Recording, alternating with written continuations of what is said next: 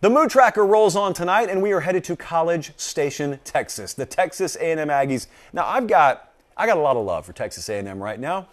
It's a big program, so therefore it's a big fan base. We have a large chunk of our viewership from A&M, but that's not the reason I love them, at the moment at least. It's a general reason. I'll tell you why I love A&M right now. Two reasons, actually. They are doing the Lord's work in batting down a couple of the big lies in college football. You know the big lies. We've spoken about them. They are numerous. But two of the big lies are stars are overrated and you are what your record says you are. And Texas A&M's out here fighting a good fight. First off, let's talk about you are what your record says you are, which none of us believe in on this show. It's one of the big lies in college football. Well, there's a whole lot of excitement around A&M, a whole lot of hype, but they just went 8-4. How do we explain the two? Because there's unusual hype around Texas A&M. They're not always this way. So anyone who comes up and says, oh, A&M's always that way. No, they haven't been. There's never been this level of collective excitement and hype around this program. Yet they just went 8-4. How do you explain that if you are what your record says you are? Well, it is who you played and it's who you beat. That's how you explain it. And then you got to know the circumstances. You got a quarterback get knocked out, so you reassess expectations at that point. But they played in the SEC, and they also beat Alabama. So with a backup quarterback, they did both of those things. They won 8 games. It's not always just strictly you are what your record says you are. There's a lot more context that is included there. And then the stars don't matter crowd. I really want you guys to pull up a chair. Make room on the front row. Let the stars don't matter crowd have your seat for a second, because I need them to see what's about to happen at Texas A&M. It's not going to take 3 years. This class they just brought in, don't know which ones yet, but a number of those guys are going to be impact players as true freshmen. Not only is it the highest rated class in A&M history, let me remind everyone, highest rated class in recruiting history. And we've been doing this for quite a while now at 24/7 Sports. Highest rated class in all of the history of major college football recruiting. That's why they're excited. And I know a lot of you out there who have the defense mechanism up. You're not an A&M fan maybe, and you're looking and you're saying, oh yeah, but some of those guys will transfer. They will. I can almost assure you. Some of the guys in this class will transfer, yeah. So will yours, by the way, at your program, wherever you are. Some of them won't pan out. I can promise you they won't. Some of them absolutely will not pan out. But here's what's going to happen. Even after you apply both of those filters, there are going to be some studs out of this class that play this year, and then there are going to be 1 to 2 dozen of them who end up doing extremely, extremely big things. I don't know that I've ever used that combination in a sentence in College Station. So anyway, those two things I personally appreciate, because the two big lies in college football that A&M's helping to put a fire extinguisher on, couldn't approve any more of the work they're doing there. Which brings me to the mood. What's the mood? This is the Mood Tracker. We're taking a temperature of the fan base. What's the mood? Well, I was over on TexAgs, and I've been doing it for 72 hours now because we had our Sunday show delayed. And over at Gig'em 24/7, and I was asking our friends over on both boards, fill in the blank. You know the drill. My mood towards Texas A&M football is what?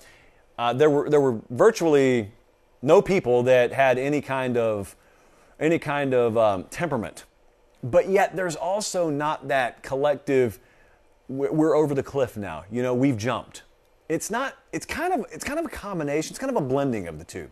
So here's what I labeled it as. The mood at Texas A&M right now, it is blueprint euphoria. This is a long-suffering fan base. You got to understand something. When you talk to a group of Texas A&M fans, they've seen a lot. They've been around the block. They've understood heartache. They've understood underachievement. They know how high they should have been flying a long time ago. Well, that's in the past, but they feel like they've got the blueprint to address it now, and they feel like they've got the guy in Jimbo Fisher to address it now. For a program that has not sniffed the college football playoff, these folks have a pretty darn good understanding of where they are right now in the college football playoff picture, and that is not there, but well on their way. And that's how they kind of view their expectations. That's the prism with which they view their expectations. There's a ton of enthusiasm. There is not a doubt about the overall ultimate destiny of the program. Every one of them expect to get there, and most of them expect to eventually win a national championship. They don't have their chips all in on 2022, though. They expect improvement. They expect They expect some tangible progress to be made in certain areas, like, for example, being able to do better down the field on third down and just stretching the field in general at wide receiver position. They expect to see an infusion of this young talent. They expect to improve at quarterback and build depth there so that they can stay healthy, and even if they don't have to, watch their entire season go off the rails. Get better along both lines of scrimmage, see that defensive line class start to get their roots planted there. Yeah, well, they want to see all that. That doesn't automatically mean 11-1 and a playoff trip or a trip to Atlanta for the SEC title game. If it turns out that way, great. But the mood around Texas A&M does not revolve around what are we going to do this year. It's what are we going to do over the next decade. It's not a lightning in a bottle approach at Texas A&M right now. That's what I'm trying to tell you. They're a lot more of the mindset of trying to build a mansion than a bouncy castle. Some programs have to build up 2 or 3 years just to try and pop 1 year. That's not the model here. The model here is that they have invested maximum in facilities and resources in general. They are a maximum investor in recruiting, and so now they're not building towards a year at Texas A&M. They're building towards several years, hopefully consecutively down the road. This is not the approach to Texas A&M, it's not a year. It's the next several years. And that's kind of the mood right now. So they believe in the blueprint. They are euphoric about the blueprint, and they're euphoric about finally having, as they see it, the right guy. And Jimbo Fisher has hired a great staff, and they're not making excuses. In fact, they're pretty big-chested about it. They're very boisterous about it. But it's a confidence thing. They appreciate that. And they really don't care that you don't appreciate it. It's kind of the same way we've talked for a while now about their game day traditions and their traditions at A&M in general. I love going out there because, all the Aggie fans will tell you, look, we know we get made fun of. But now that you're here, and I love going out there, so I appreciate it. So once they see you appreciate it, they'll let you in on the secret. And the secret is, hey, if you're in this thing, it makes perfect sense. And if you're not of it, you'll never understand it anyway. So we don't really worry about all that. So I go to A&M and I talk about how great it is, and then I'll have people tell me, oh, it's this, it's that.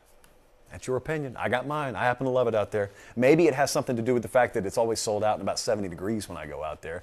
So however you guys do that, keep it up. But it's not about a year. It's not about, could we build towards 2024 or 25? Or could we got to make it happen this year in 22? It's not that. They are building a very, very sustainable, long-term run type of program there. So blueprint euphoria. That's what I arrived at as the mood right now for Texas A&M.